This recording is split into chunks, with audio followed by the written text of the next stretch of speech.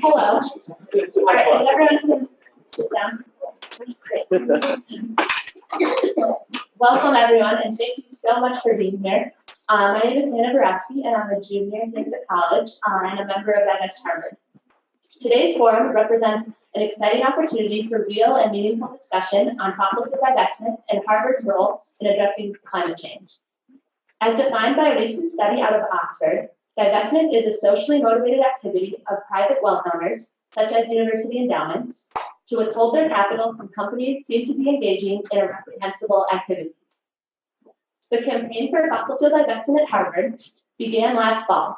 The movement has since spread to 400 colleges and universities, as well as cities, churches, and other organizations. Last fall, Harvard undergraduates voted in favor of fossil fuel divestment on a referendum in the UC election.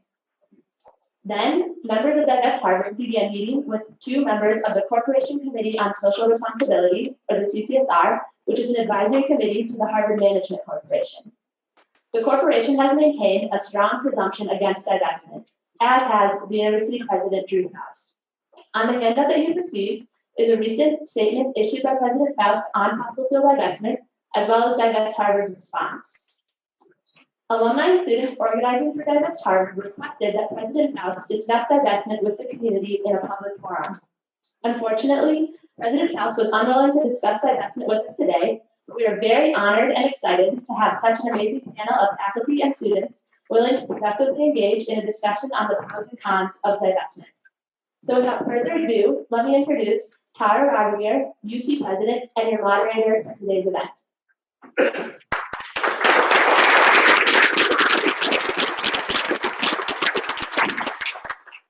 Thank you, Hannah, and thank you to Divest Harvard for having me. It's quite an honor to be up here with such amazing panelists. Also, thank you to all of you for coming out to this really important event. Like Hannah said, we've been talking about divestment on campus for over a year now, and now a lot of the nation is talking about divestment from fossil fuels as well. And what an exciting opportunity to hear all sides of the debate about divestment and about divestment in the broader scheme of climate change activism. Also, a thank you to Jamila Pedicini, our new University Vice President for Sustainable Investment, who's also with us today. I'm sure Jamila will be eager to engage in the dialogue as our discussion this afternoon continues. So, with no further ado, I want to introduce today's panelists. Unfortunately, Professor John Coates could not be with us today because of a family emergency, but we still have an amazing panel. I'll start with Rebecca Henderson, who's closest to me. Professor Rebecca Henderson is the John and Natty MacArthur University Professor at Harvard University, where she has a joint appointment at the Harvard Business School in the General Management and Strategy Unit, and is the co-director of the Business and Environment Initiative. She's also a research fellow at the National Bureau of Economic Research. Her work explores how organizations respond to large-scale technological shifts, most recently in regard to energy and the environment. She teaches innovation in business, energy, and environment and reimagining capitalism in the MBA program. Next to her is Professor Jim Engell. James Engell is the Gurney Professor of English and Professor of Comparative Literature. He's also a member of the Committee on Degrees in the Program of History and Literature and a faculty associate of the Harvard University Center for the Environment. He teaches courses in Romantic Poetry, 18th Century Studies, and Rhetoric. For the Gilder Lehrman Institute of American History, he has taught a course on American environmental history and its pertinence for environmental issues today. He has lectured on environmental education in the US, Japan, and China. Next to Professor Engell, we have Tim DeChristopher. Tim is an environmental activist and founder of Peaceful Uprising, an organization dedicated to creating livable futures and empowering nonviolent action. Today, Tim is well known for an act of civil disobedience in which he disrupted a government oil and gas lease auction by posing as a bidder and dramatically increasing the bidding prices on the land. Ultimately, Tim was sentenced to 2 years in prison for his involvement in the auction. Tim has become an iconic figure in the environmental movement, and his story has been heavily featured in the media, including in a documentary about him entitled Bidder 7. He is now a student at Harvard's Divinity School. And finally, we have Professor Dan Schrag. Dan Schrag is the Sturgis Hooper Professor of Geology at Harvard University, Professor of Environmental Science and Engineering, and Director of the Harvard University Center of the Environment. He studies climate change over the brightest range of Earth history. He is particularly interested in how information on climate change from the geological past can lead to a better understanding of anthropogenic climate change in the future. In addition to his work on geochemistry and climatology, Schrag studies energy technology and policy, including carbon capture and storage and low-carbon synthetic fuels. Schrag currently serves on President Obama's Council of Advisors on Science and Technology. What an incredible panel, right? So with no further ado, let's go ahead and get started. I'll talk to you a little bit about the format of today's discussion. We really want this to be as discussion-based as possible. So we're going to start out with a few pre-prepared questions for the panelists and go in order. But at any point after someone has said something, if you have a follow-up question or you want to jump in with a thought of yours, just signal to me somehow and we'll try to integrate you in the conversation as best as possible. Once we get through these pre-prepared questions, then we'll just open the floor to the audience to have a nice open dialogue with the panelists and with each other. Also, if you have any interest in tweeting about today's event, you can tweet at Divest Harvard, and all of our tweets will be centralized in the nice way that the internet does that these days. So, let's start with the first question. The first question is, how should Harvard respond to global climate change? And why don't we start with Professor Henderson? Right? And I have a minute. How should Harvard respond to global climate change? So Harvard should say in many forums in many ways that climate change is real and anthropogenic. We should have, as we do, in fact, a full suite of courses addressing these issues. We should be encouraging everyone on campus to understand the basic science, understand the possible solutions. I believe we should be encouraging everyone on campus to be politically engaged. I think it's very important that we keep in mind that the fundamental short-term solutions at least have to be political, and this campus should be politically intensely aware of that. I think we should be training people to make a difference in their jobs and careers and a role as citizens after they leave, so that it's very clear you stop being a student at Harvard doesn't mean you stop being really engaged with this issue. I think this is the issue for our time, and it should be one of the central themes of the campus experience. Thank you. Professor Engell. Thank you very much. First of all, I'd like to take just 15 seconds and say something which I think is important. I know no conflict of interest that I have with regard to this topic. I've never been employed by a fossil fuel company. I don't plan to be. I don't have any financial interest of any kind in this debate. I think that is important to state in this kind of forum. I agree with everything Professor Henderson said. Everything. I'd like to add one thing too. The purpose of a liberal education in the arts and sciences is ultimately action. There is an ethical and moral dimension to the climate issue. It's an important one. Politics are not amoral. Occasionally they're unethical, but they should be ethical.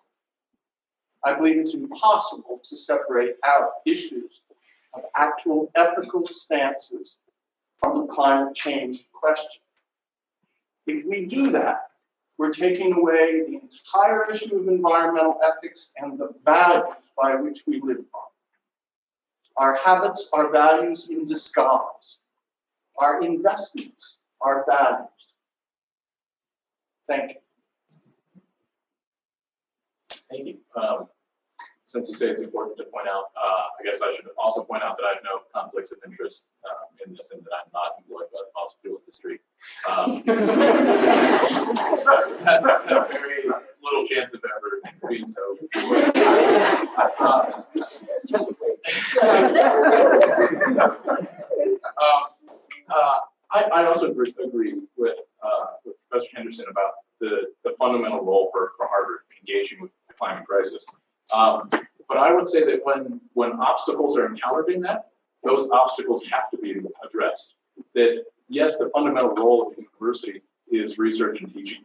But when there is a force that's standing in the way of the implementation of that research, that has to be addressed.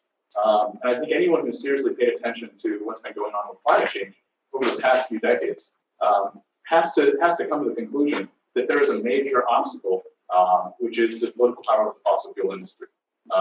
To say that this is just going to be solved by scientists, and we just need to keep doing more research, I think is actually disrespectful of the great research that scientists have done. That when it comes to the climate crisis, scientists have been the people doing their jobs. They've done the research and pointed out what the problem is. They've done a lot of research and created a lot of solutions that could be implemented today. But that's not happening because the fossil fuel industry is muddying the water with that science, intentionally spreading disinformation, and preventing the implementation of solutions. So in that case, I think the university has a responsibility to address that roadblock to their fundamental work. That there is an incredibly powerful force in this country that is preventing this university from doing their fundamental job of research and education. That is intentionally staying in the way of that, and that force has to be addressed. And I think the university needs to separate its funding from that industry in order to show the world that that industry is fundamentally opposed to the work that Harvard is doing, which is veritas. The industry of fossil fuels is fundamentally opposed to that work. So that's why I'm in favor of divestment. And Professor Schrag? Thank you. I mean, well, it's already been said. I guess in terms of what Harvard should be doing, I of course agree with Rebecca and Jim, and I think there's more we could actually be doing on the education front. I would someday like to see every student at Harvard be required to take at least one course on the subject of climate and energy. We are very far away from that right now. Right now, we couldn't actually handle it if we actually were to require that because we don't have the courses in the books yet. I am working really hard to increase enrollment and ease our way into that 5 years from now. I'd have to have all my colleagues agree that this would actually become a requirement, probably for undergraduates. You can imagine it being part of the gen ed requirement. We're not there yet. We couldn't even propose this yet because, again, we don't have the courses and don't have the numbers. But I'd love to see us get there 5 years. To me, everybody educated at Harvard, whether undergraduate or graduate student, should actually come out into the world knowing something about this issue. I was actually kind of disappointed when I spoke to people in the divestment movement last year that of the 4 people I spoke to, only one of them had ever taken a course on energy and climate action. And they were involved, they were leading this effort. So I would call on everybody here to educate themselves. That's a core opportunity here at Harvard. On the research side, I completely agree with you, Tim, that we shouldn't just say, oh, this is a research issue. This is up to scientists to go do research about this issue. That's not going to solve this problem. Nobody wants that. And it's not up to engineers to go invent better widgets to solve this problem on its own either. This is intensely political. It's about economics, etc. And you're right, there's been a lot of lying. By the way, there's been lying on both sides, unfortunately. The truth is, though, that this is a very difficult issue. This is going to take a long time to solve. And there's some reasons that some of my students have been stewing on just today in my class on this issue, why it's so difficult. Part of it is the infrastructure is massive. Part of it is, economics and choice. People don't want to give up the convenience of fossil fuels. We all depend on it. All of our modern lives depend on it. And we don't want to just stop using it. We have to face that. And so, I think of Walt Kelly's famous Pogo cartoon in the 40s, where it says, we've seen the enemy and he is us. That's partly true here, which is we're part of the problem. We're going to talk about this now, I guess, over the next hour. But the way I feel about this is that I strongly support what all of the students in the investment campaign are trying to do. And at the same time, I actually support what Divest is doing as well. And that sounds like it's conflict, but I'll try to explain. I actually think it's perfectly consistent.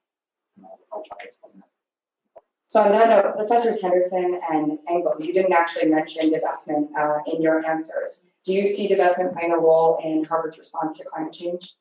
Thank you for asking. And Jim, I think you raise a good point. So I should be clear that I have worked for a fossil fuel company. I did a big project for one of the large oil and gas companies about 7 years ago. And a bunch of my students go and work for oil and gas companies. So I don't feel like I have an immediate financial interest, but I am, engaged. And I think the point that Dan raises, which you actually all deeply contested. So let me answer your question, Heather. So I am unbelievably sympathetic with the emotional energy that drives the divestment community. I believe that we are frying the planet, that we are betraying our children and our grandchildren, that we are destroying other species, and this is completely unacceptable. So I absolutely agree there's a deep moral issue. For me, the question is, so what do we do about it? What is to be done? And I think it's important, for me at least, to bear in mind that, to me, the single biggest thing that would make the difference is, as I said, is political action. Our big problem is we have half the Republican Senate that doesn't think that global warming is even happening, let alone should they respond. So I think it's important to bear in mind that the end state we're trying to reach is, I think, an aroused citizenry that is demanding action on this front. That without that kind of action, we're nowhere. So then the question is, what is Harvard's role in supporting that action?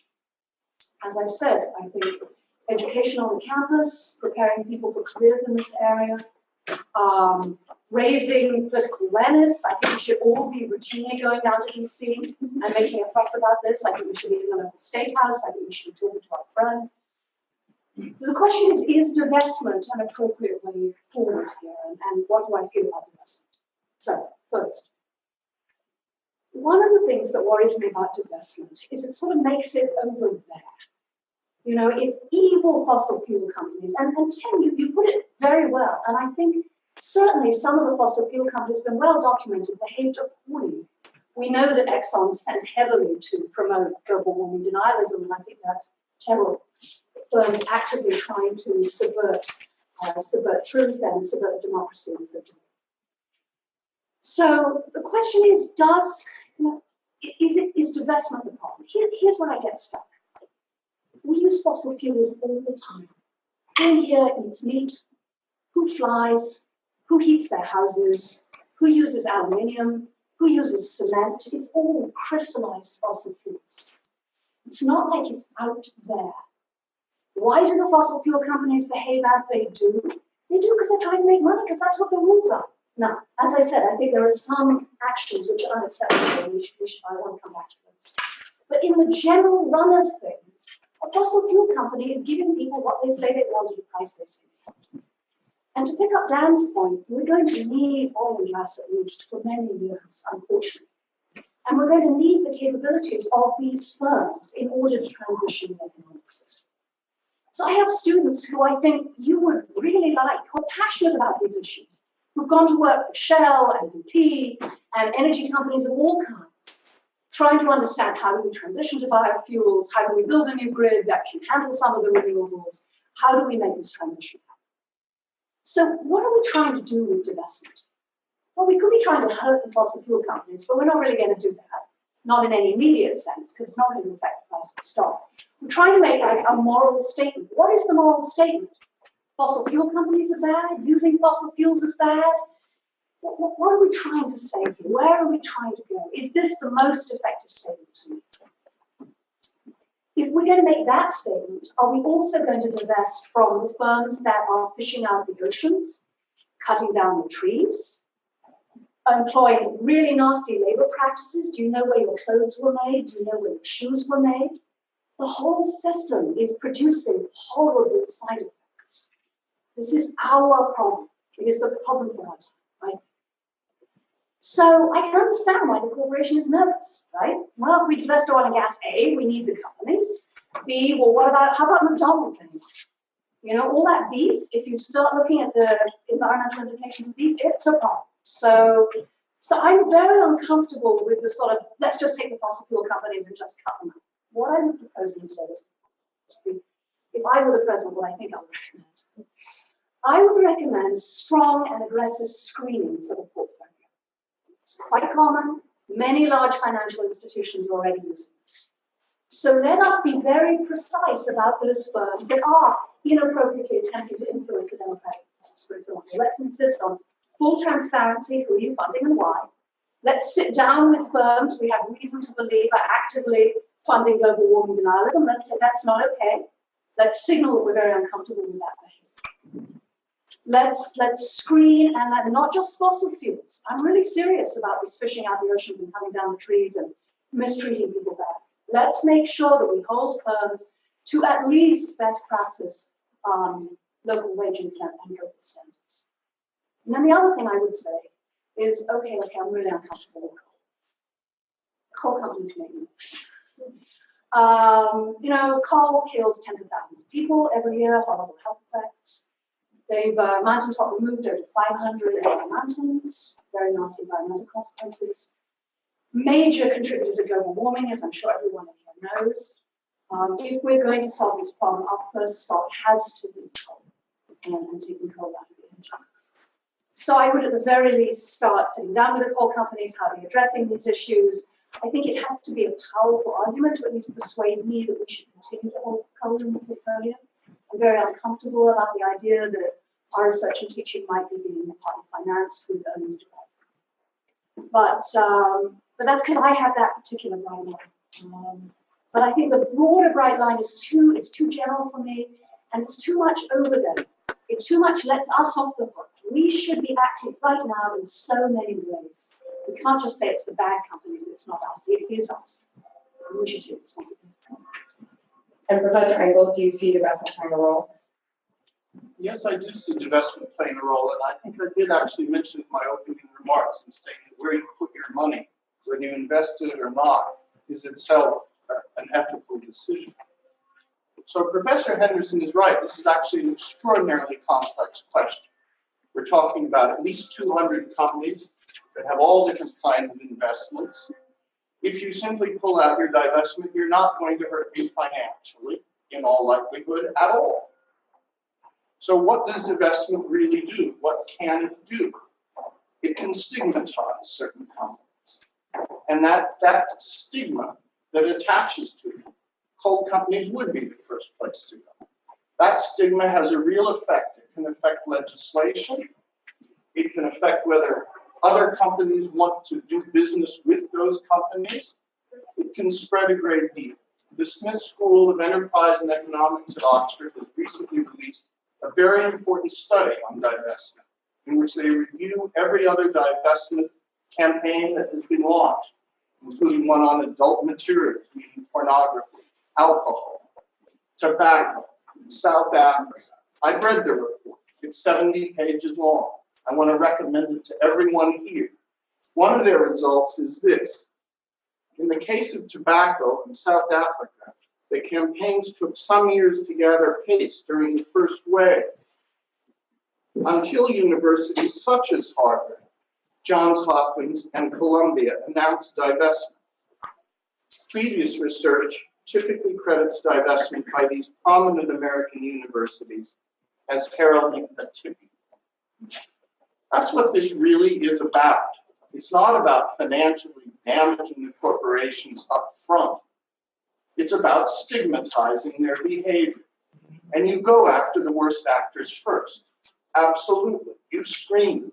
You do the research. And it's messy, hard, and long research. I know. I remember the South Africa divestment apartheid campaign. I remember the charts and the columns and all of the principles. And you know what? When that campaign started, people said, it's too complicated. It's political.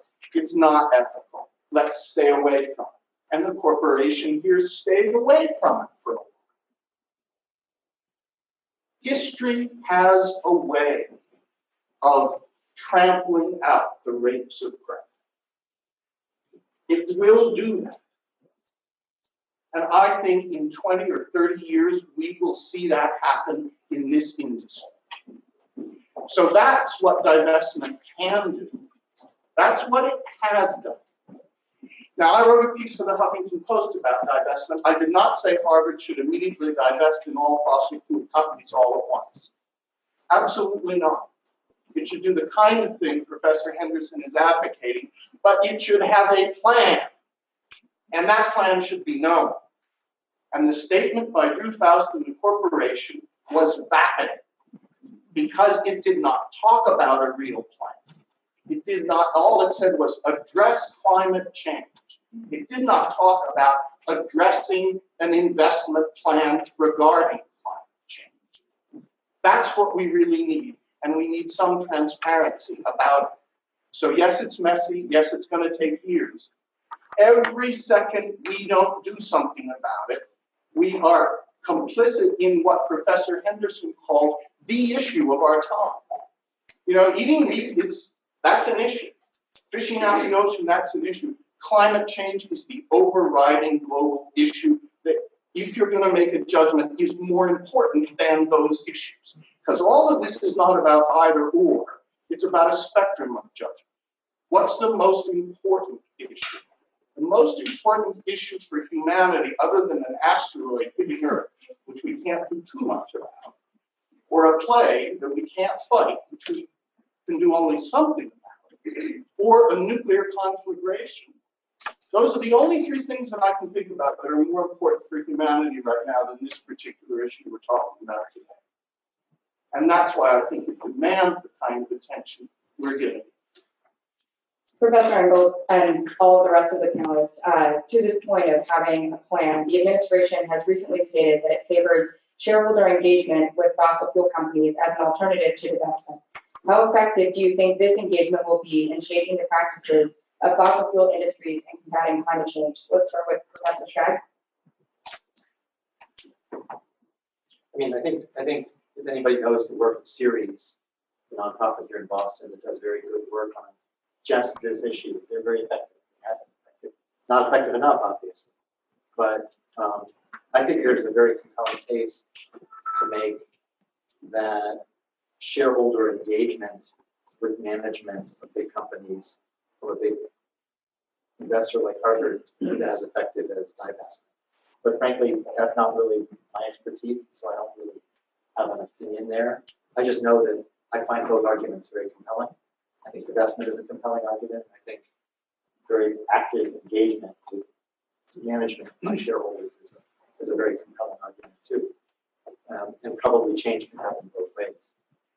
I've got to say, I'm a little more comfortable about what Engell was just saying. And, you know, I got to tell you, I spend all of my time on this issue. So I don't know anybody. I mean, I see people like Jim McCarthy who's done equal amount, but I devote my life to this issue. So this is not something that I think is unimportant. At the same time, I'm actually maybe squirm when Jim just said, this is the most important issue of our time. You know, I've been struggling over this and the question of time scale. Truth is, you know, to a lot of people in America, lower class, lower class, who are struggling in a tough economy, they may be out of work, they're not privileged, they're really struggling to get good food on the table, struggling to get their kids through school, getting their kids to school every morning. The truth is that what we're talking about is if we were successful in pushing this change and stopping the use of fossil fuels, we are forcing all these people to pay real costs up front. And they are real costs.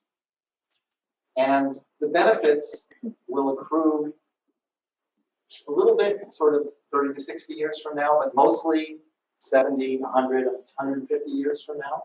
And by the way, for me, we should do it. It's essential because the Earth and generations, thousands of generations for the future depend on it. It's not to mention all of the natural world. So to me, it's a no-brainer.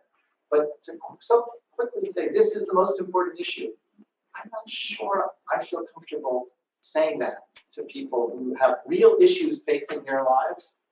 And this is a really difficult one because there are real sacrifices that we're asking people to make. Pay more money for energy in exchange for benefits that really don't accrue to them in the next 30 years. Nothing we do in changing emissions, by the way, in the next 30 years is going to really affect the climate system for 30 years. Much longer time scale effect. The climate system has huge inertia. The next 30 years is mostly dialed in. Now, does that mean we shouldn't do it? Absolutely not. We need to push politically to do it. But I'm just a little bit uncomfortable. In the same way that I'm actually uncomfortable. I'm 47 years old, almost 48. I'm a little uncomfortable telling 20-year-olds or 18-year-olds or 25-year-olds what to do or how to protest. I think it's great that you guys are protesting, and I'm a little wary of saying anything about what you should be doing or shouldn't be doing. That's why I think it's just great that you're doing it. But at the same time, I will tell you what I think some strategy should be. And I think back to when I was a college student when the apartheid protests were going on. I was at Yale, and Art Giamatti was the president, who didn't think we should divest.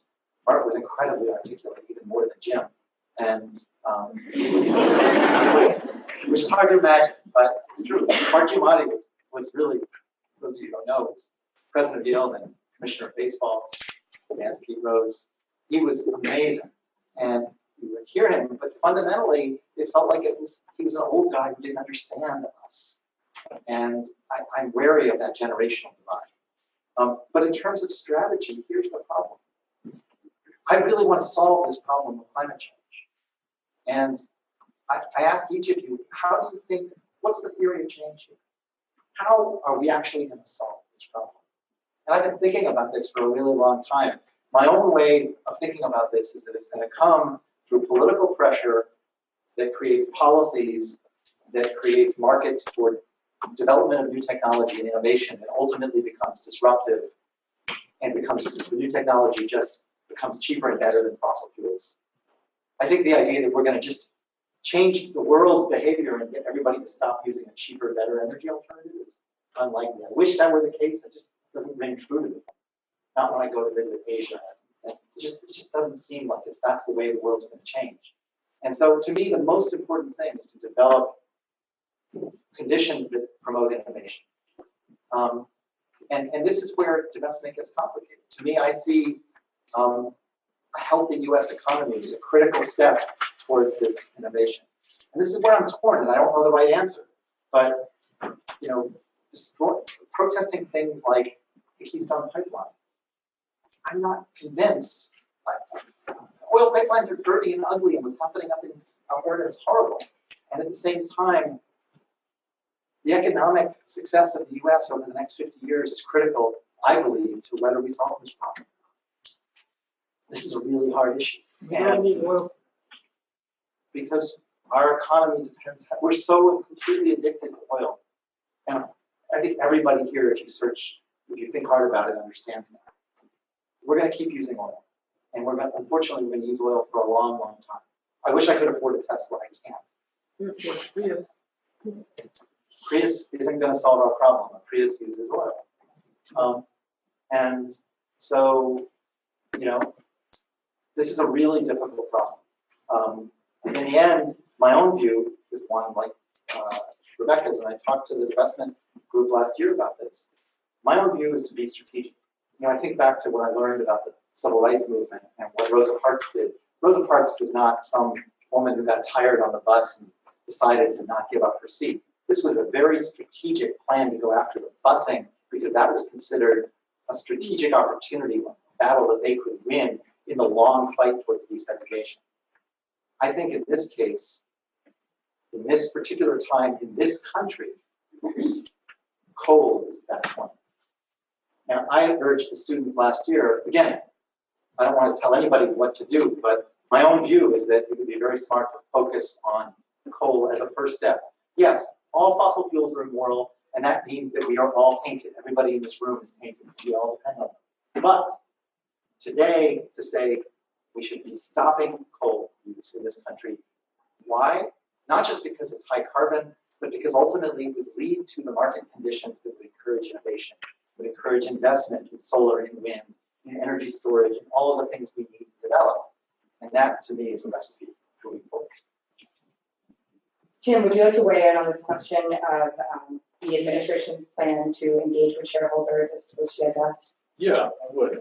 And I think to address the appropriateness of shareholder activism, I have to come back to the question that Rebecca asked about why the fossil fuel industry is different than, say, the fishing industry or the timber industry or employees or corporations that export their employees. And for that, we have to go back to what made divestment a national movement.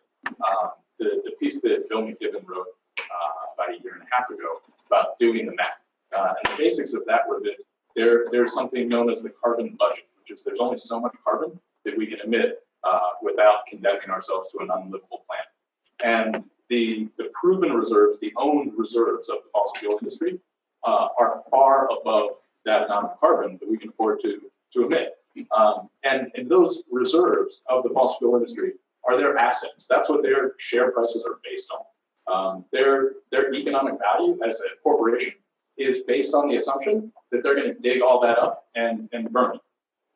That's their economic model. So, I mean, first off, just from an investment perspective, it doesn't make sense to continue investing in a company whose economic model is incompatible with our goals of continuing to have a livable planet.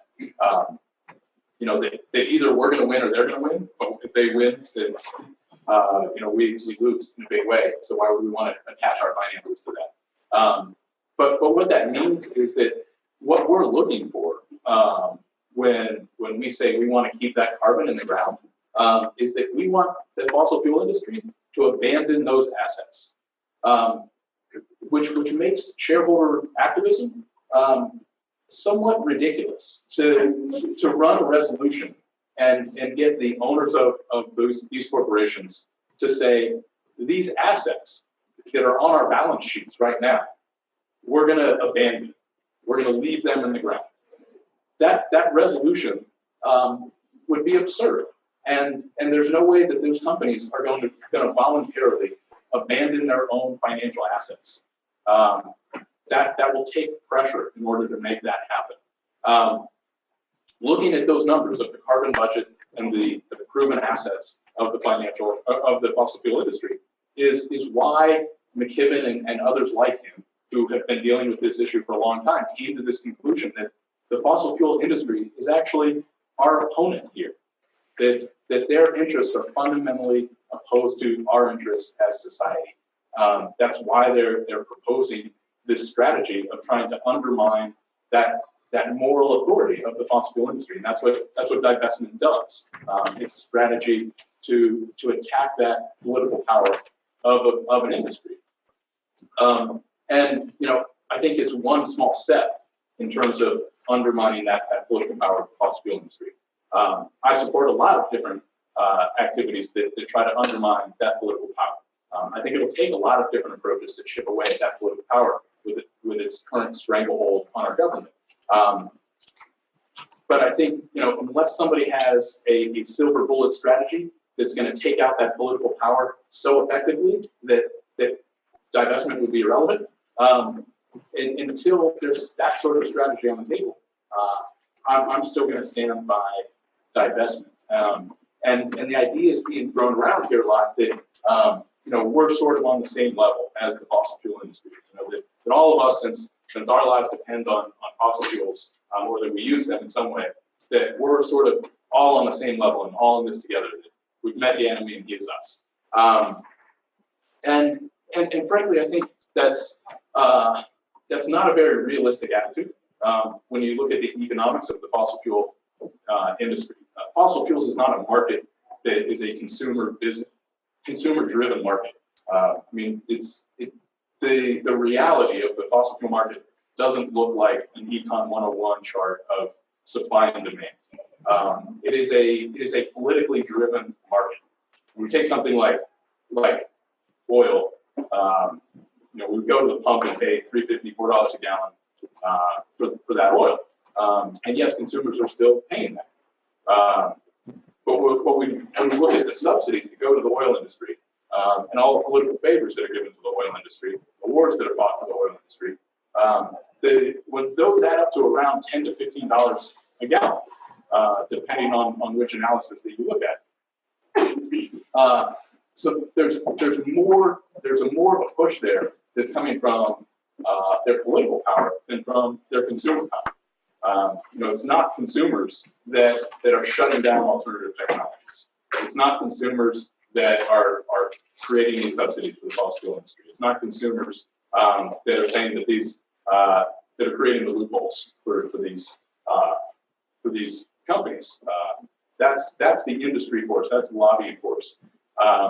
And I think fundamentally what something like divestment is doing by attacking the political power of the fossil fuel industry is attacking the political role for corporations.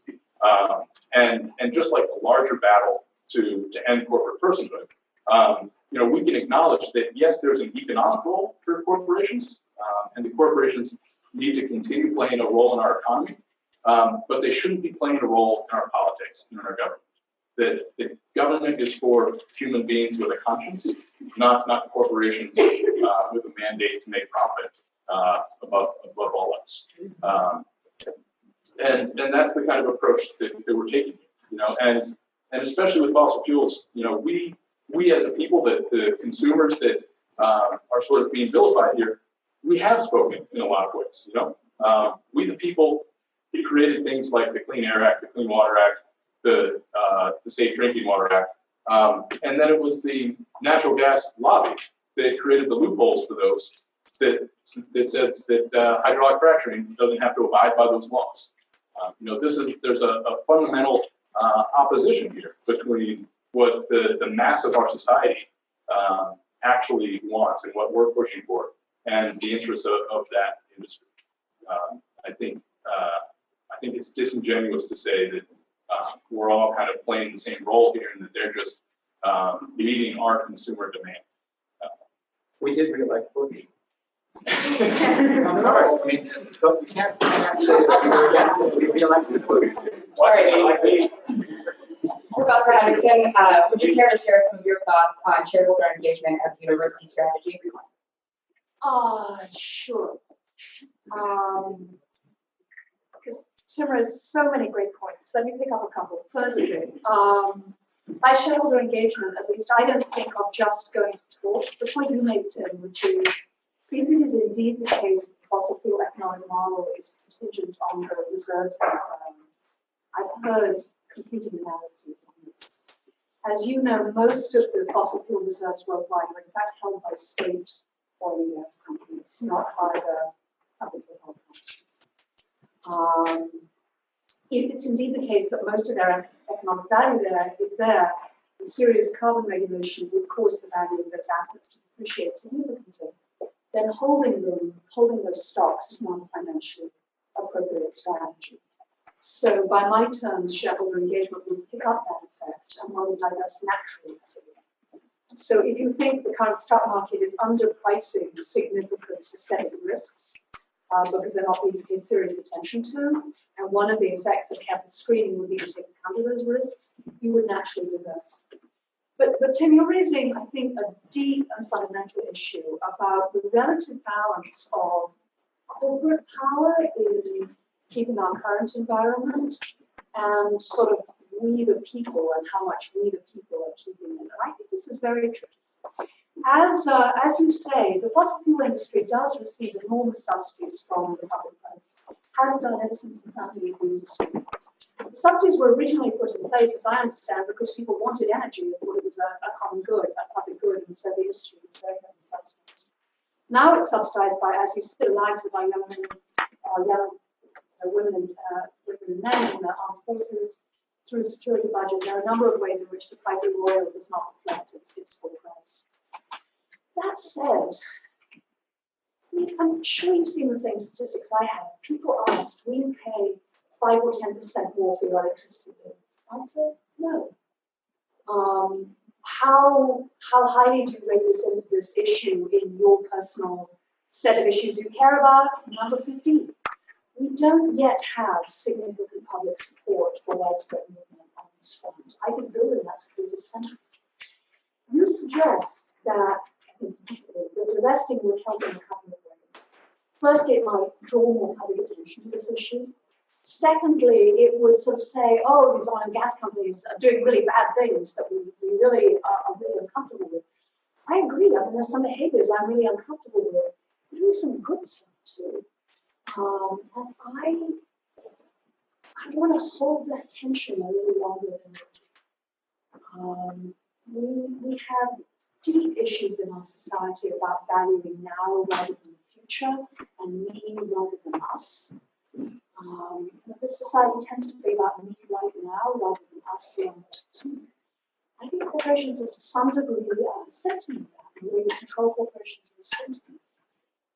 So I'm agreeing with you with endpoints. I'm not completely aligned with tactics, because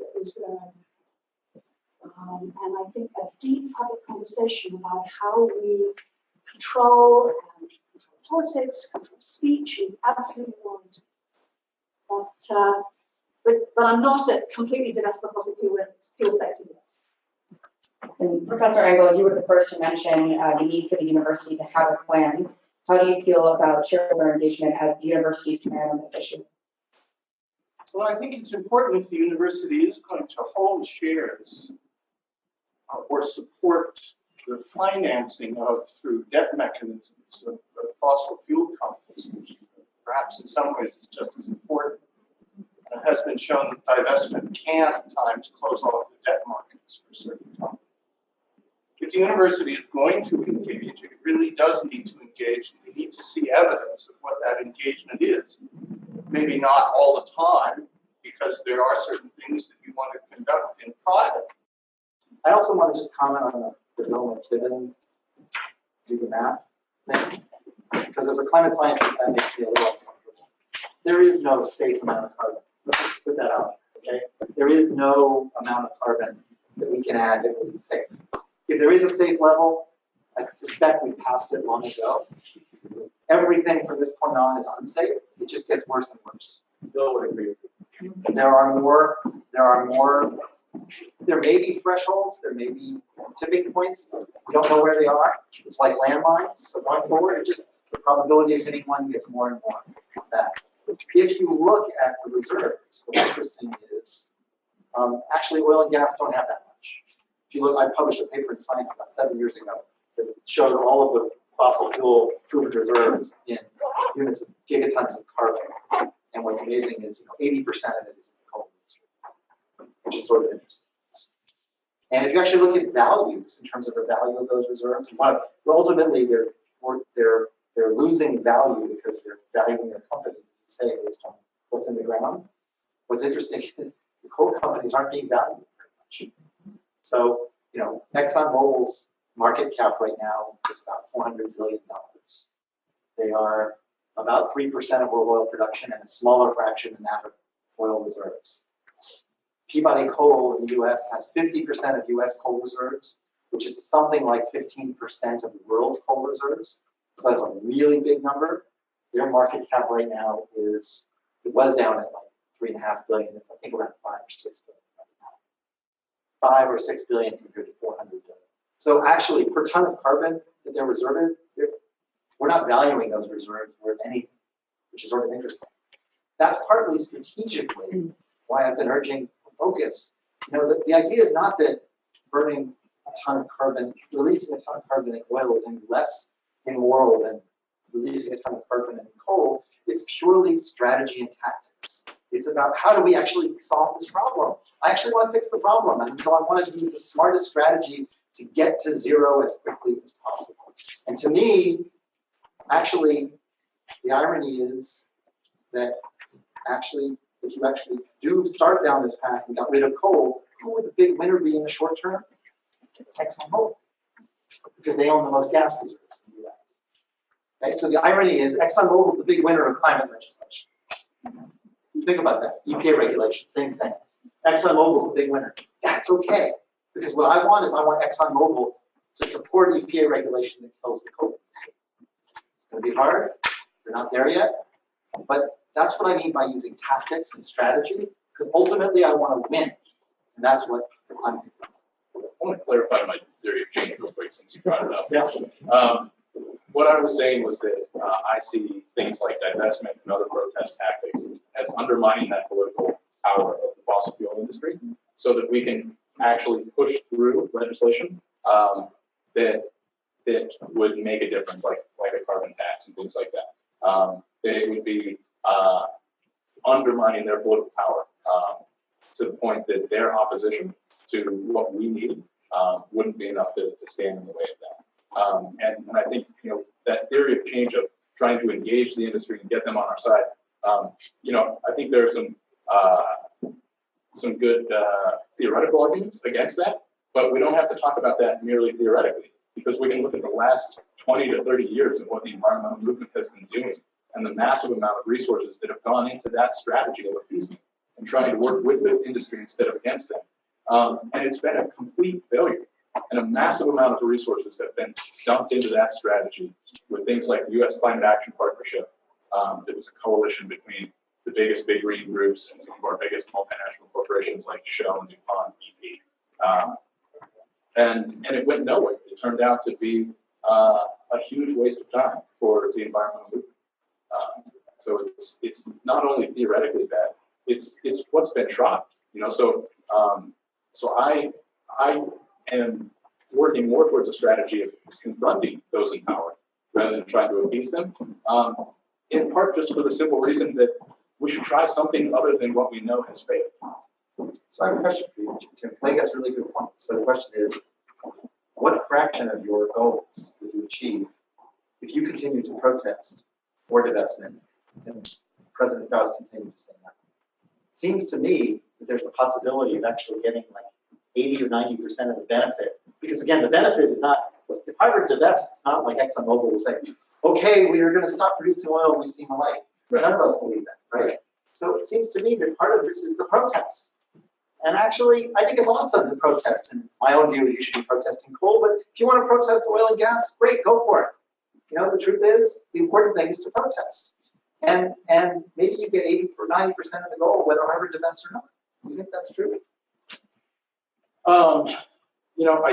I do think that there is some value in that, even if, Drew Faust digs in her heels and says Harvard will not divest under any circumstance, and we have to keep protesting against her, and It actually raises the profile of the protest. and showing, how immoral her position is, and and other university presidents around the country watch that and see Drew Faust's name get dragged through the dirt,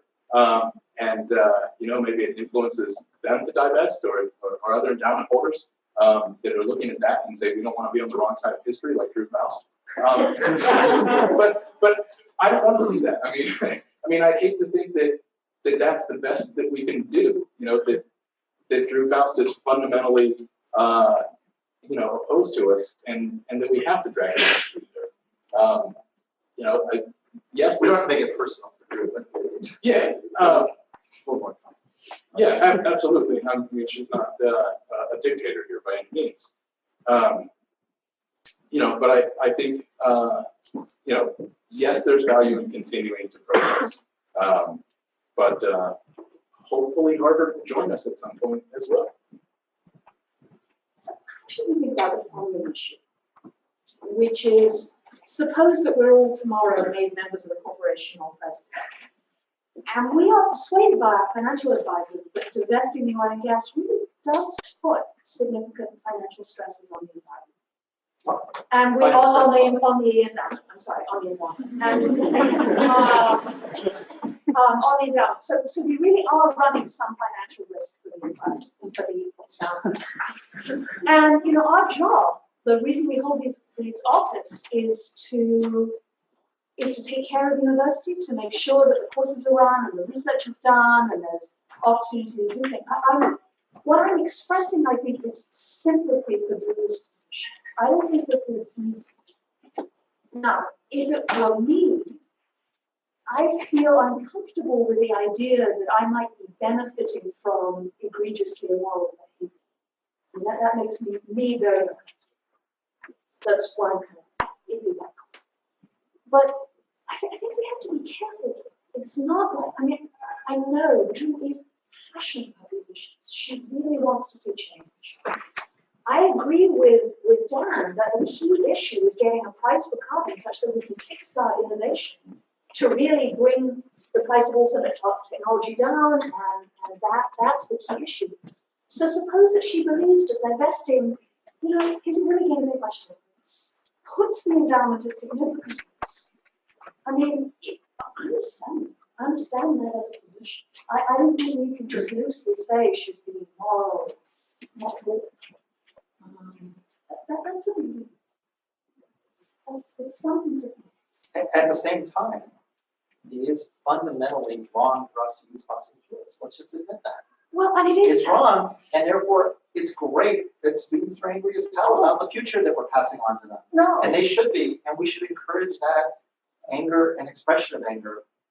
But strategically, I'm not sure that I disagree with you. Well, and I want to go back to something that Jim said, and Jim, remind me never to be on the panel with someone who teaches history.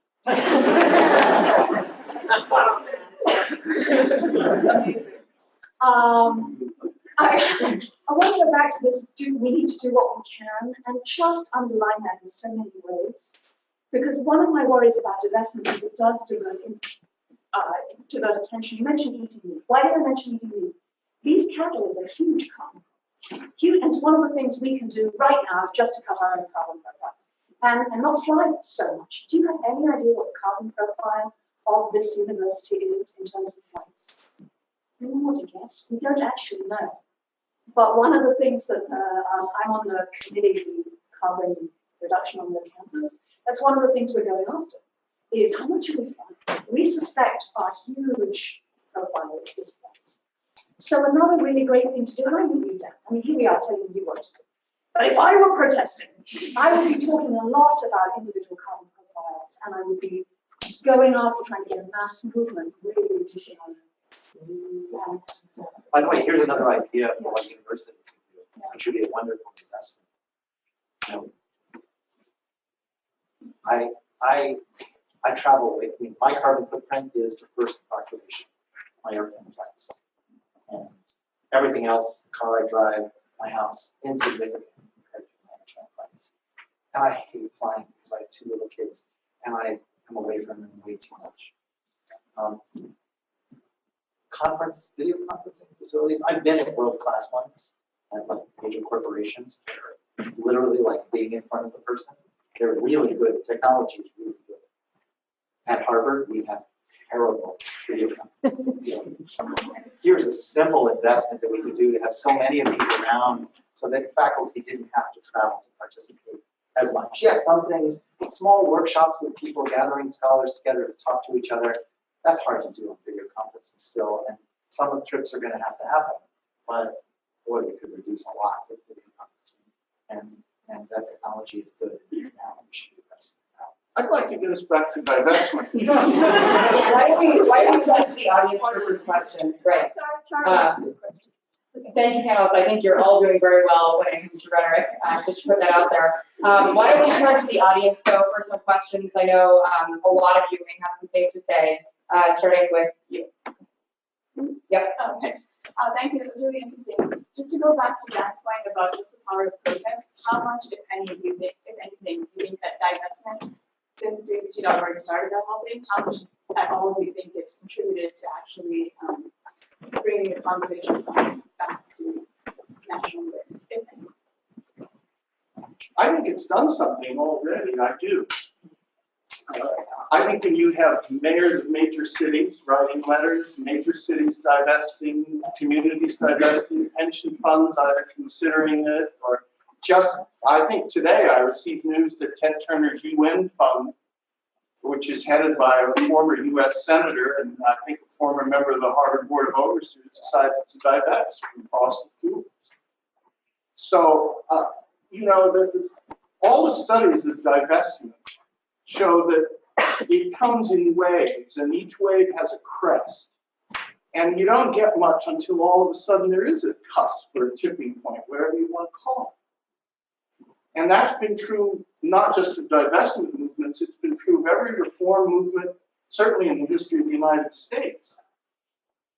And unless you're willing to push up that hill to that tipping point, you're never going to get to it. So you can work for quite a while and the results don't seem so great. And then, of course, you have to weigh the costs of doing that, and there are costs. So there are pluses to divestment strategies, and some of them fail.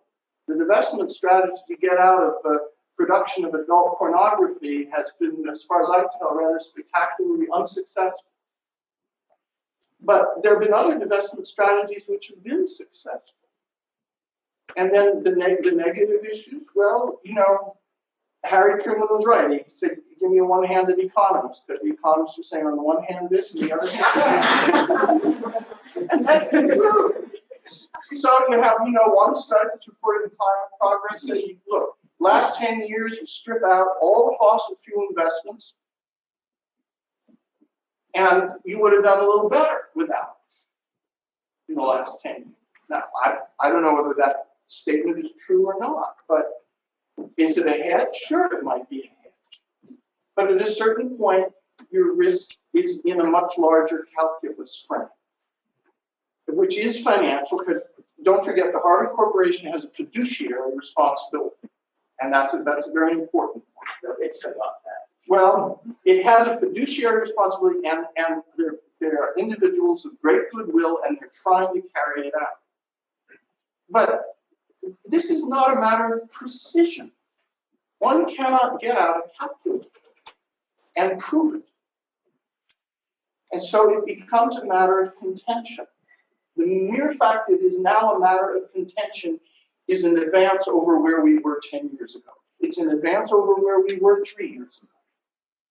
So I think that that's important. That's why the divestment movement is exactly a movement. And there's no movement that ever succeeded in 6 months or 4 years that was significant at all. The tobacco divestment was quite sudden, but boy, that was a movement going on for a long time. So there's got to be that push, and then that push again, and then that push. And people die.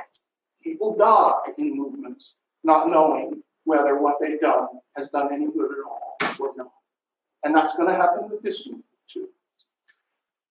I think one of the things that divestment is already doing as a campaign is that it's getting a lot of folks who were already somewhat concerned about climate change to start thinking on an institutional level, because a lot of where we've been has been the focus on our individual consumer choices.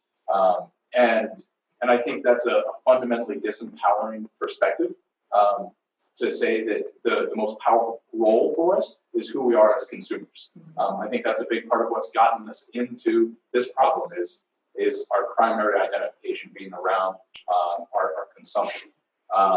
And I think naturally a lot of the folks, when they first got concerned about climate change, went to the difference that they can make with their consumer habits. Because we're told so much that's who we are. They say we see something like 3,000 advertisements a day. So every one of those is a reminder that you are a consumer. And we don't get nearly as many reminders that you're also other things. You're also a family member. You're also a citizen of what was once the greatest democracy in the world. You're also part of all these institutions. And you can hold power in those ways as well. And you can make a difference in these other roles as who you are as a community member, as a part of the human community on all those levels. And I think really that's where we have more power, far more than who we are as consumers. Why not try to get a million people on the model and see? I mean, why not go after the real? This can feel like it's just I mean, shouldn't that be what we're trying to do? Get 100,000 people? Yeah, absolutely. Like I said, I think this will take a lot of different approaches. And divestment is one of them. I don't think that it's going to be a silver bullet that solves all of our problems. But I think we need to attack that stranglehold that the fossil fuel industry has on our government from every angle. I think civil disobedience is a big part of that. Traditional sort of movement building of getting 1 million people on the mall and that sort of thing. That's also important. We need all of that, which is why I don't think we should take one strategy and chop it off and say we're not going to do that. We're not going to go down that path. We have to be careful. I think the divestment doesn't feel like a checking box, right? I voted for divestment, I'm done. I don't have to engage on it. Yeah, that would be a terrible That would be a thing. really bad. I hope no one in the divestment movement advocates that. But there is actually something what you say, Tim, that's really important to bring up, which is really a broader issue. I'm very persuaded by the writings and speeches of Larry Lessig, a colleague in the law school, who's been thinking about corruption and the corruption of our democracy due to the role of money in our democracy. Larry's amazingly persuasive. He's very clever in how he explains this to people. But and I urge you to go. You can, I'm sure on YouTube there's a Larry Lessig speech somewhere that's worth watching. There's TED Talks. There's lots of them. He's awesome. But you should take a look at it because it reminds you how how ultimately, he came to the Center for the Environment, I think it was last spring, and he said, look, if you guys care about climate change, before you solve that problem, you have to solve my problem, which is ultimately you have to figure out how to stop having money have so much power.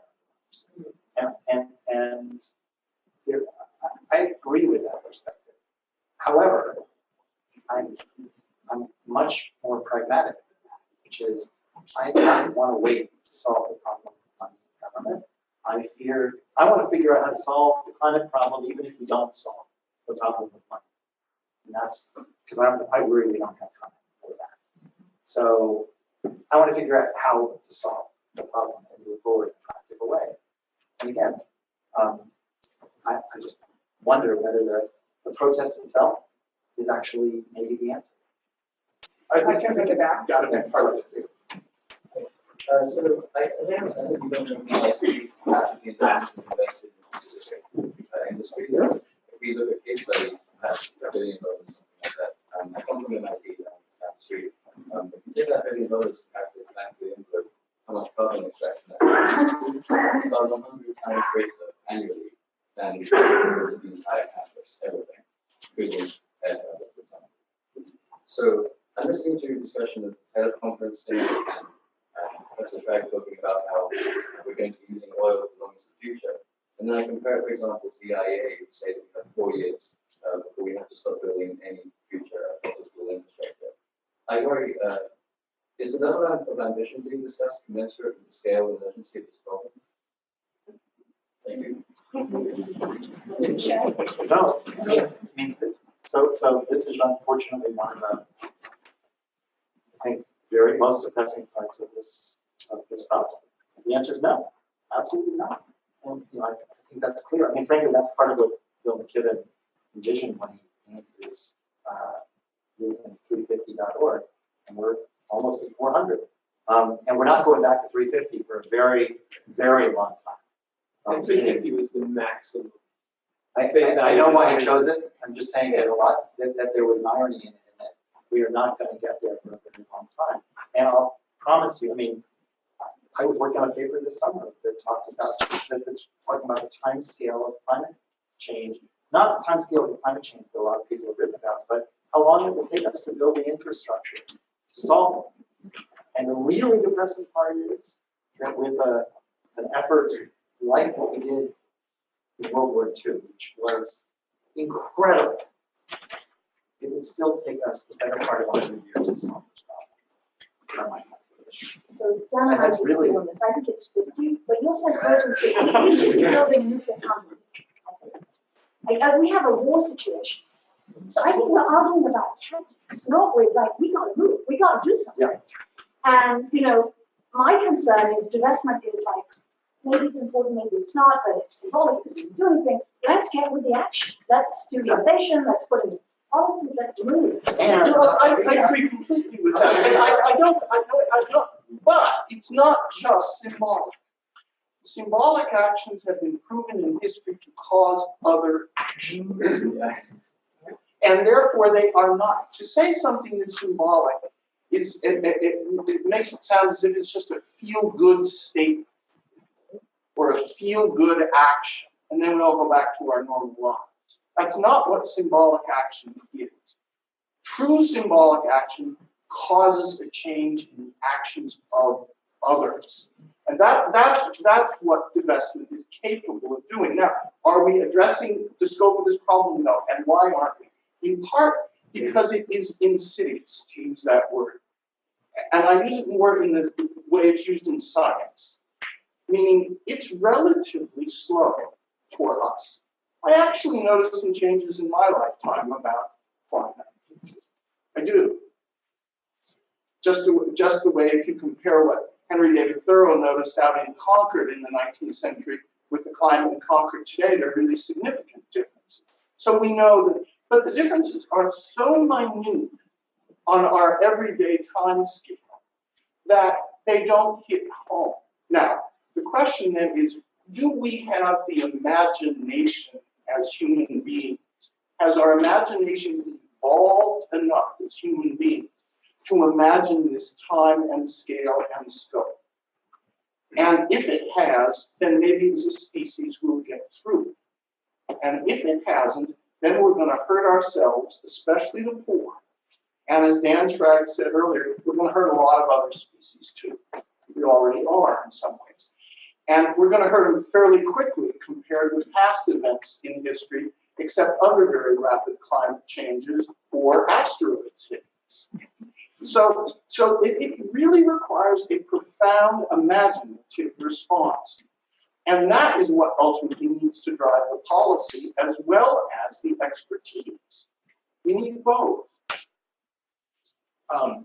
To hit on Professor Henderson's point about whether or not divestment is going to do. Okay. To hit on Rebecca's point about whether or not divestment is going to do all that much, and we really need to be working on a much bigger scale than just divestment. I would agree with that. And I can't speak for all the students that are involved in the divestment movement, but I think most of us would be eager to take the next step after divestment to continue working on bigger and bolder things. If Harvard announced tomorrow that they're going to move towards divestment, then we wouldn't have to spend so much time having these kind of conversations, and we can move on to bigger and bolder things. But I don't think we're going to give up. We're going to keep pushing for it. So it'd be great if we didn't have to waste too much time talking about something as basic and simple as divestment, and we could move on to bigger and bolder things that Harvard could be doing. For now, this is where we're at, and it'd be nice to have Harvard join us in that process rather than standing in the way. Great question right here in the middle. Yeah, I think there's kind of unanimous agreement that Harvard has the ability and sort of a responsibility to do more in terms of large-scale action, that you exercise the power that Harvard has to, exact more change. And I'm wondering, as we leave, what we walk away with a concrete goal in mind that Harvard can set its sights on, and how can we help them get there? Let me take a quick cut of that. I think everyone who comes to Harvard should have exposure to problems. So whether it's through lectures, teachings, we're trying to have every MBA student graduate from the business school with a clear knowledge of these issues, its economic and social and political implications. Like that's absolutely right. And I think really encouraging much more research and teaching. That sounds terrible, but it's what we do. Like much more research and teaching. I mean, to this point about symbolic action, which Jim raises, which is central. For me, symbolic action worked because hundreds of thousands of people were behind it. We should try and get this campus on this issue. Like we should have a much bigger auditorium. We should be filling standards. This should be the issue. How come it's not? And that's one of the big differences that Harvard can make. If we can wake up half the student body to really focus on this issue, we can fight about the tactics, but really getting in deep knowledge. That to me. I think we all agree on that. It's key. I mean, I think Jen had missed the boat when they didn't have an environmental education requirement in Gen Ed. When Larry Summers became president, faculty were asked to write to him to say, what do you think the university might do? One of the suggestions I put forward was we should have a school for environmental studies. Now, we have a great center, but I think more education, more money put into it, more research in every school in the university, because it touches every school in the university. Sociology, absolutely, educate, you name it. Now, so that's a matter of putting money there. It's also a matter of convincing faculty to do this. It's a bit, but all of the things that have been mentioned here, it's true, we're all in actually very great agreement. And it is a question more of a means and ends. We all seem to agree on the end here. It's a question of means. Could Harvard do more? Yes, Harvard could do more. It could do more in education and research, and I think it could also do more in the profile it takes as a powerful and significant corporation that is looked up to for its leadership. The word it always uses about what it does for its own students. And it's looked up to for leadership. Now, you can define leadership however you want. But when you have a major crucial issue facing all of humankind, you want to know what leadership in that issue is. Terry? Yeah, I wanted to go back to Rosa Parks. Dan's comment that she had a strategic plan. She had a strategic plan to make a bold, public, moral, non-self-serving statement that would capture other people's imagination. That's why that worked. That's why people paid attention to that.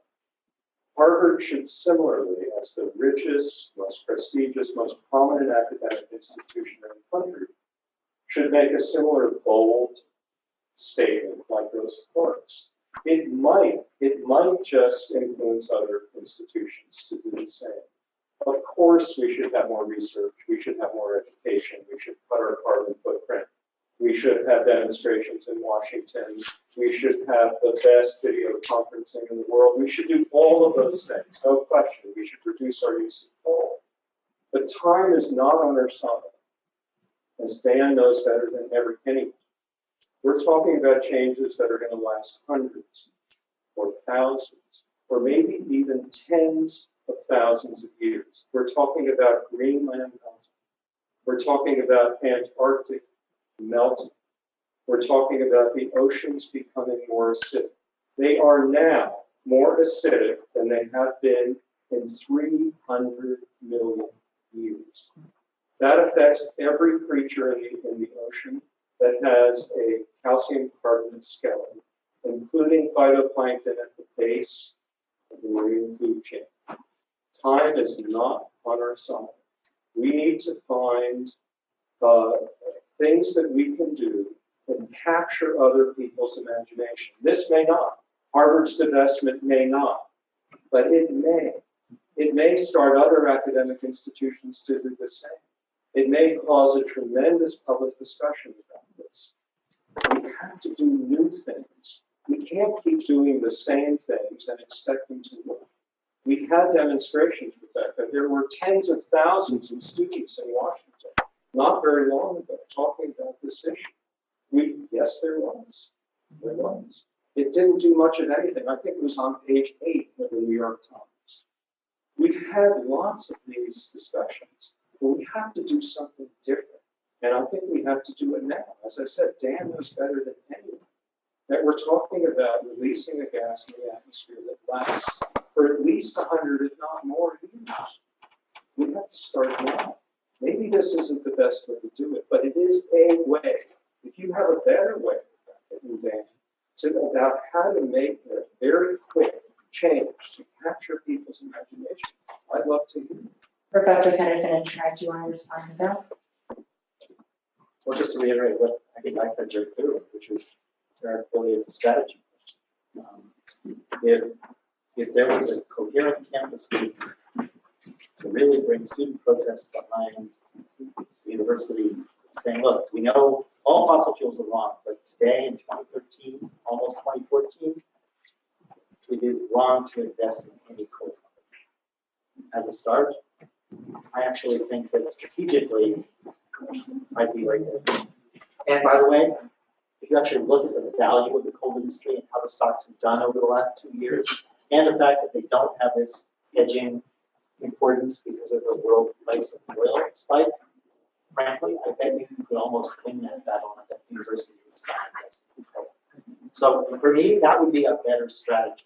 I've said this for the last year or more to some of the investment people.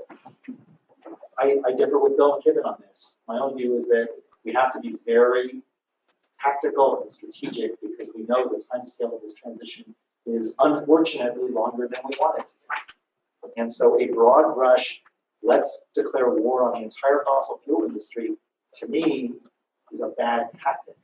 It's not that it's incorrect.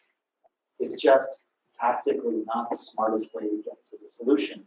Because right now, the best technological solution to oil is the Tesla or the Volt, which is unfortunately still way too expensive. Now, we're going to get there. I'm really confident we're going to get there, and we need to accelerate that. But my own view is you don't get there by demonizing the oil industry right now. Just strategically, I want to use the oil industry to kill the coal industry. And 20 years from now, when we shut down every single coal plant in this country that doesn't use carbon capture and storage, and by the way, we still have 40% of our electricity from coal. That's a long, by the way, there's some people who say, oh, we're already doing that. No. We are a long way from shutting down the coal industry in this country. So we have a huge fight ahead of us for the next 20 years. But once we've actually done that, and by the way, most people would say 20 years to shut down the coal industry in this country is hallucinating. But I'm hallucinating. I want to do that. And then 20 years from now, let's talk about how we kill the oil and gas industry.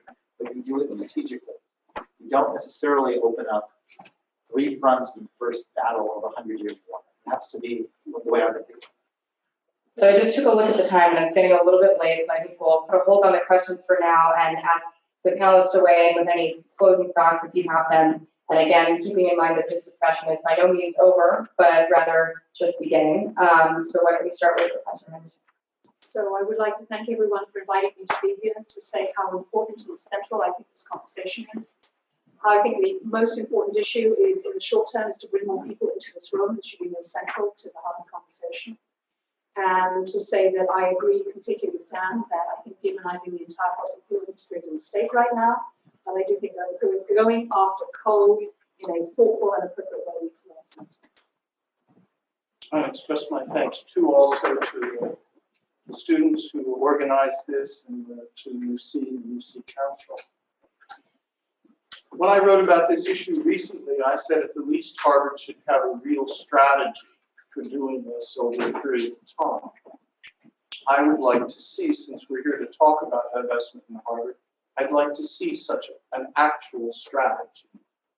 I didn't see that in the statement that was issued by the president in the name of the corporation. Instead, I saw a great deal of concern, which I think is genuine. And I saw a great deal of reasons given not to divest, which to me have varying degrees of unconvincingness in some ways. On the other hand, I think sudden divestment of every fossil fuel stock is not the way to go in all likelihood. It has to be tactical, and it has to go on and on. But there has to be something other than simply a statement of, we are not going to divest. Because that is an extraordinary statement. I guess I'd put it this way.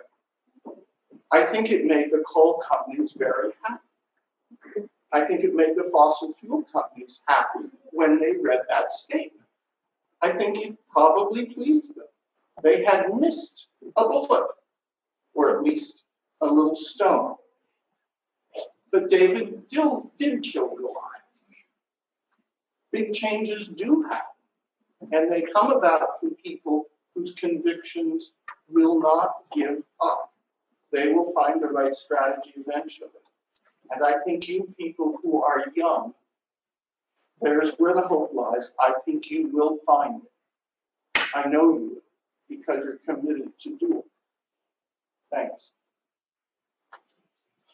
I think part of our overarching goal needs to be empowering people to take ownership over their own society, not just in terms of winning this battle, in terms of being able to make the transition from the fossil fuel economy to a clean energy economy, but also in terms of being able to deal with the inevitable consequences of climate change that are already in the pipeline.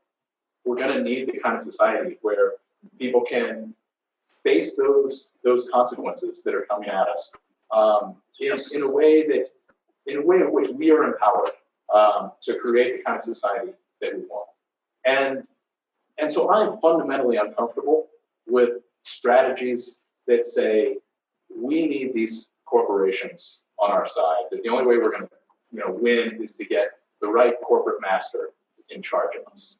And the choice that we face as citizens is who's going to be the friendlier corporate master for us. I'm fundamentally opposed to telling people that that's the choice that we have to make. I think we need to be moving towards a system where we say that we don't need corporations to be masters of human beings, that we can be empowered to create our own kind of society. And I think whatever strategy we use, whatever tactics we use right now, they need to be working towards that long-term goal of empowering people. And we're digging out of a big hole here, but I think we've made progress in that direction. I was born the year that Ronald Reagan took office, and so the reality in my lifetime has always been that people are weak and corporations and government are powerful, and there's nothing you can do to change that. And in the last few years, we've had some examples of people power that have made people power realistic again. And we need a lot more of that. We need more and more faith in people power if we're going to meet the challenges that lie ahead of us. And all of our strategies need to increase that faith in people power. You know, Rosa Parks has been brought up a couple times, and I think it's important to remember that in addition to whatever strategy she was using, like everyone else in the civil rights movement that was pushing the boundaries, she always had comfortable liberals saying, yeah, but just slow down. Yeah, we agree with you in principle, but just back off a little bit. Just don't push so hard. Just don't be so confrontational. I mean, that's the entire point of the letter from a Birmingham jail was a response to comfortable liberals that were telling Dr. King to just cool down a little bit, just take it easy a little bit. That we're always going to have that pressure telling us yes, but not so fast, not so far. And if we're going to really meet those challenges, we need to keep pushing. We need to keep being more confrontational and keep having an ever greater faith in our own power to shape the world that we want to see. So I like what Tim just said, although my reading of history is just a little bit different. I think he's exactly right. We need more people like Tim pushing, being radical, pushing. I'm very taken by that letter from Birmingham jail. And I think that's exactly right. At the same time, those comfortable liberals were really important in helping LBJ pass the bill like that. And some of the important things that LBJ was able to do wasn't because of Martin Luther King and the radicals. It was actually because of a large population that was willing to support LBJ, despite some of the horrible things he did in Vietnam. And so this is a complicated thing. You know, Marshall Gams kind of been inspiring to me in Kennedy School. Marshall reminded me of how fractured, contentious the civil rights movement was, and how many different people, people thought of Martin Luther King as a bit of a compromiser and soft, right? It wasn't black power. And frankly, in every movement, there's a variety of different views, and they each play important roles to get into the end. And so I think the most important thing is to do something right now. By the way, I want to pitch Lauren that's sitting right here. She's a graduate student who is organizing a J-term energy mini course.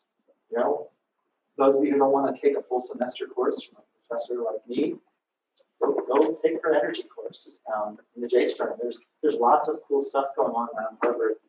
Take advantage of your time here. Learn about this issue, understand it, and do what you think is right. Ultimately, your moral compass will guide you to the right action.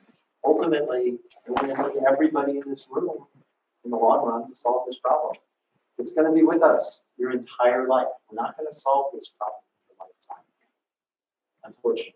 Oh, but we need to be the generation of maybe. I hope so, Rebecca. I hope so. All right, with that, thank you to all of our panelists.